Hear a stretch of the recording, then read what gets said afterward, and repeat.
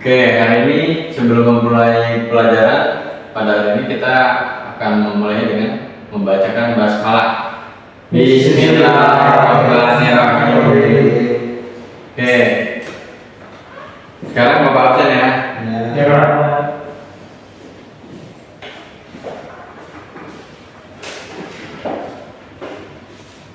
Muhammad Nizar. Oke, Nusandi. Atta. Sabda. Oh, nggak masuk ya? Terus Ubaidillah nggak masuk. Ipul nggak masuk.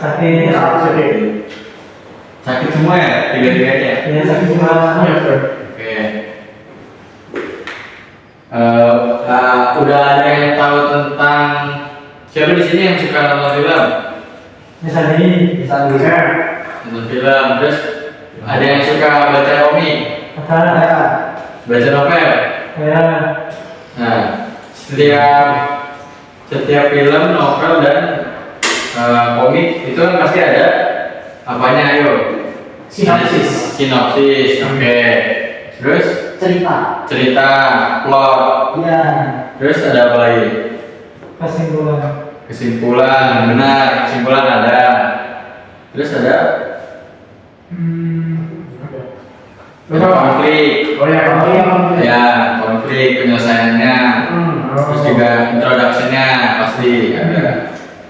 Nah, tujuan pembelajaran kita ini di sini Bapak harap setelah kita belajar tentang naratif teks, kita akan belajar naratif teks pada hari ini. Setelah mempelajari naratif teks, mudah-mudahan kalian bisa menganalisis entah itu film, komik ataupun novel. Oke. Di sini Bapak akan membagikan LKPD-nya.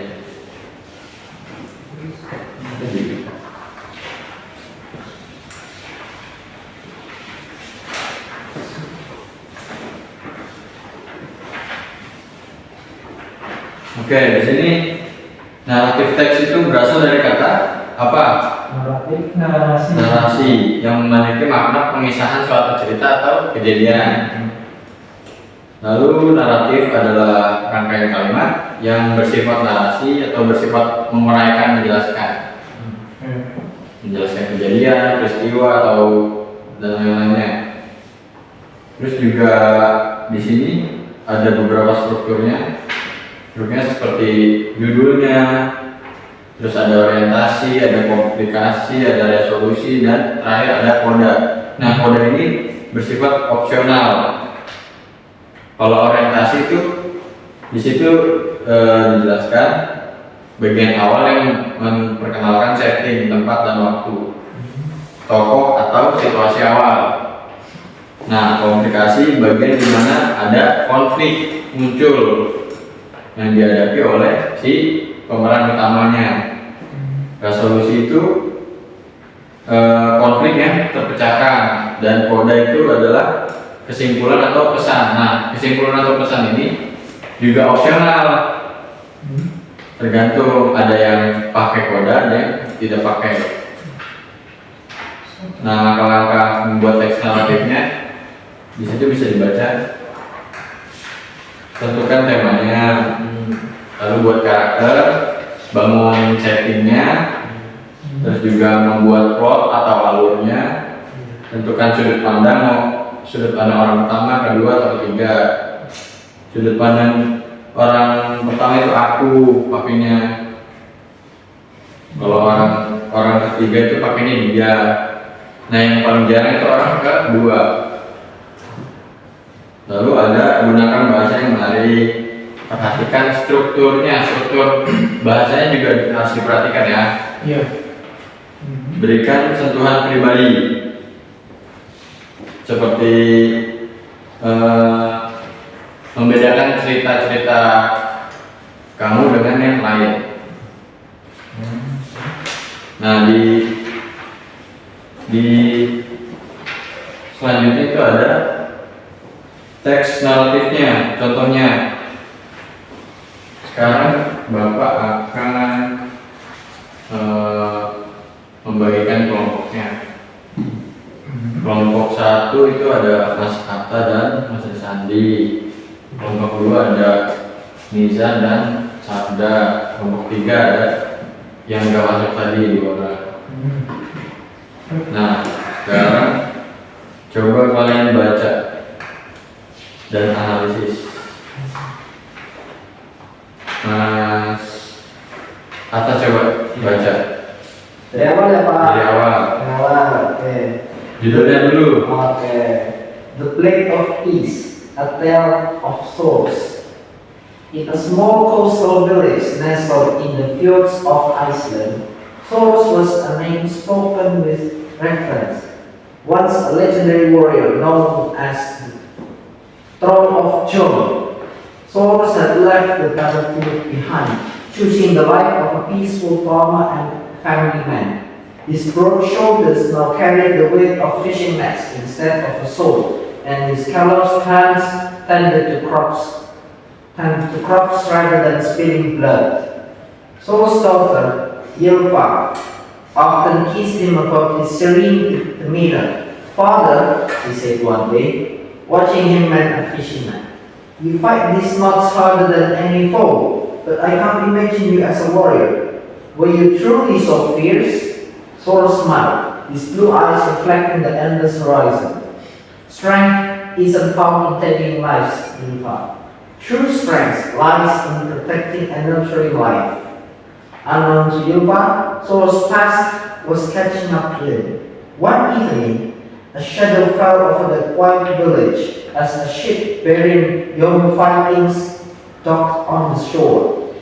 At its helm stood Flock, a man whose loyalty to the young Vikings was unwavering, his presence a harbinger of old debts being called. Thor greeted Floki with calm resolve. "I have left that life behind," he said firmly. Floki's smile was cold. You may have left it, but it hasn't left you.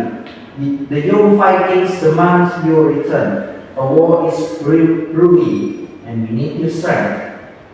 Knowing refusal meant the safety of his family and village could be compromised, Thor agreed to join the young Vikings for a single mission.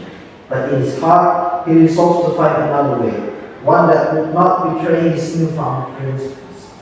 As the ship set sails, Thor's young son, Thorfinn, stowed away, eager to prove himself worthy of his father's legacy.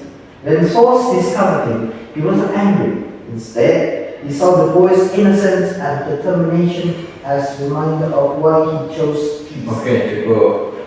Selanjutnya dibaca Mas Risandi. Oke, saya mengajukan The Mission. ya. Nanti, the mission brought them to a remote fjord, where betrayal awaited. Floki had no intention of letting Thor's return life. Ambushed by Asgard, Ben's mercenaries, Thor stood alone against a sea of blades. Even unarmed, Thor was a force of nature. His movements were fluid, his presence commanding. But his goal wasn't to kill, it was to subdue without taking lives. This testament to his conviction. Each mercenary that fell before him did so without mortal wound. Masterclass in restraint and power. But the odds were overwhelming to protect his son and spare his village from further harm. Thor offered his life, standing tall. He faced Asgard and Loki. His voice steady. A true warrior needs no soul. Oke, cukup. Selanjutnya dibaca Mas Nizar. Asgard, a man of complex knowledge, hesitant. His own loss a man, and yet a warrior who followed life above all. But Loki otherwise absolute. With force Sacrifice. the death of the Vikings. storm brewed in Northern here. As the ship returned to the village, Northern put his father's sword, a ranking symbol of justice and vengeance. The boy who had idolized his father's strength now carried the burden of his legacy, a journey fueled by anger but shadowed by the mission of peace. Tolstoy thought and had only begun to set the world. His ideals carried in the hearts of those he left behind. World at a drop time, challenging the notion of what it means To be a hero. Oke. Setelah ini kita menganalisis bareng-bareng tentang naratif teks yang tadi, The Blade of Peace, A Tale of Thoughts. Oke, orientasinya, pengantarnya bisa kita lihat di paragraf pertama. Fungsinya orientasi tadi untuk memperkenalkan karakter, tempat, dan situasi awal cerita. Ceritanya dimulai dengan deskripsi kehidupan damai Thors di sebuah desa pesisir di Islandia. Oke. Di situ Thors diperkenalkan sebagai apa? Mantan prajurit legendaris yang kini memiliki kehidupan sebagai petani Dan ayah. Oke. Terus juga di situ ada anak-anaknya seperti yang tadi diceritakan di naratif teks Ylva dan Thorfinn. Nah, complication-nya itu di paragraf keberapa tadi? 23. The mission asset.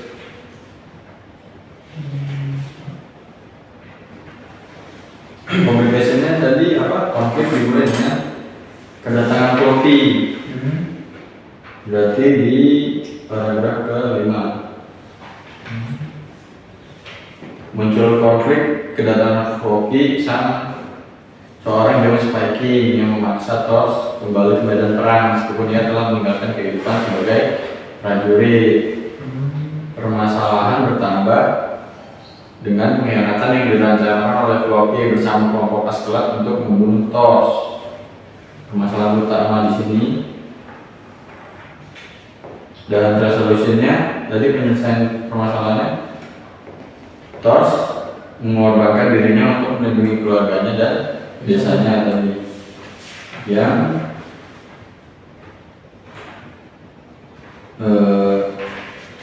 di paragraf oh ini Thors story to end that only began to save the world. Resolusinya tadi Thors melindungi dirinya dan keluarganya dan desanya meskipun ia meninggal. Ia tetap memegang teguh prinsipnya bahwa seorang prajurit sejati tidak membutuhkan pedang, no sword ya, mean to be a true warrior tadi. Lalu ada kodanya penutup dan pelajaran moralnya. Nah di sini kodanya kan opsional kan. Di sini tuh naratif teksnya menggunakan kodanya bisa dilihat di sini pelajaran moralnya dalam cerita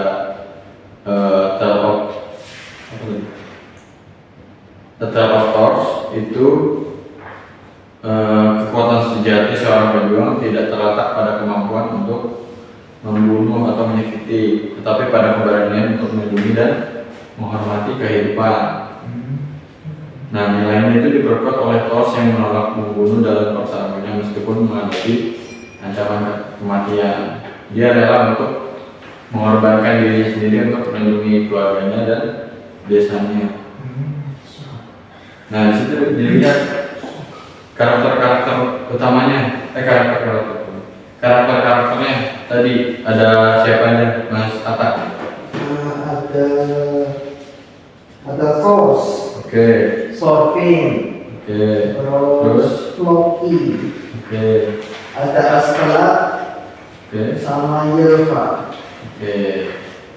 Setting latar atau tempatnya di mana, Mas Desandi? Kalau presenter latarnya itu di desa pesisir Islandia dan fjords tempat pengkhianatan itu terjadi. Dan waktunya itu adalah masa Viking, manajemen dari kebudayaan baik itu dan konflik antar prajurit. Oke. Lalu ada konflik jenis konfliknya itu apa, Mas Nizar? Jenis konflik di sini ada internal dan eksternal. Oke, konflik internal apa? Konflik internal itu yaitu perjuangan paus untuk tetap setia pada prinsip integralnya. Oke, eksternalnya. Terus eksternal tekanan dari lobby dan salah naskah. Oke. Nah, ini kan ada temanya. Temanya itu kira-kira ada yang tahu nggak? Temanya itu apa? Kepahlawanan. Kepahlawanan. Oke. Pengorbanan keluarga. Pengorbanan keluarga. Oke. Terus ada lagi? Peperangan. Konflik antara masa lalu dan masa kini. Karena kan tadi disebutkan Oh iya. masa lalunya Thor sebagai pejuang, tapi dia tidak mau ikut. Oh iya. Oke. Sampai sini paham? Ada saya Paham ya? ya Naratif teks itu bagaimana, ada orientasinya, ada komplikasinya, ada solusi, dan ada kodanya. Bagaimana itu plotnya dibuat.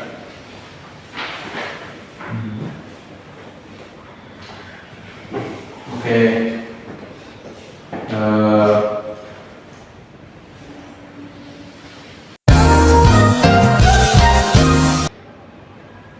Untuk tugasnya saya sudah kirim di Google Classroom. Di situ kalian dibagi beberapa anggota kelompok. Satu kelompok itu 2 orang. Jadi pembagian kelompok sudah saya atur. Mas Atta dengan Mas Sandi, Mas Nizar sama Mas Abda, dan 2 orang di 2 orang yang tidak masuk tadi itu satu kelompok. Nah, kelompoknya itu apa? Kelompok tugasnya itu apa? Tugasnya itu Mas Atta dan Mas Desandi itu menganalisis sebuah komik, Oh, baik Pak. ya. Dan Mas Nizar sama Mas Abda itu menganalisis sebuah novel. ya Pak. Oke. Dan 2 orang yang tidak masuk itu menganalisis cerpen. ya Pak. Baik. Oke. Udah jelas ya? Jelas. Menganalisisnya tadi bisa dibuat kayak tadi, ada orientasinya, ada komplikasi, ada solusi, dan jika ada kodanya itu bisa dan ditulis ya. Dianalisis nanti kita bahas minggu depan yang ditulis ya. Ya, baik Pak. Oke. Oke, jadi gimana pelajaran ini? Seneng nggak? Senang Pak. Seneng ya? Tahu dari naratif teks ya? Ya. Paham ya? Ya. Oke. Sebelum kita menutup pelajaran pada hari ini, kita ucapkan alhamdulillah. Alhamdulillah. Oke. Terima kasih untuk pelajaran hari ini. Apabila ada salah-salah kata, mohon maaf. Assalamualaikum warahmatullahi wabarakatuh. Waalaikumsalam warahmatullahi wabarakatuh.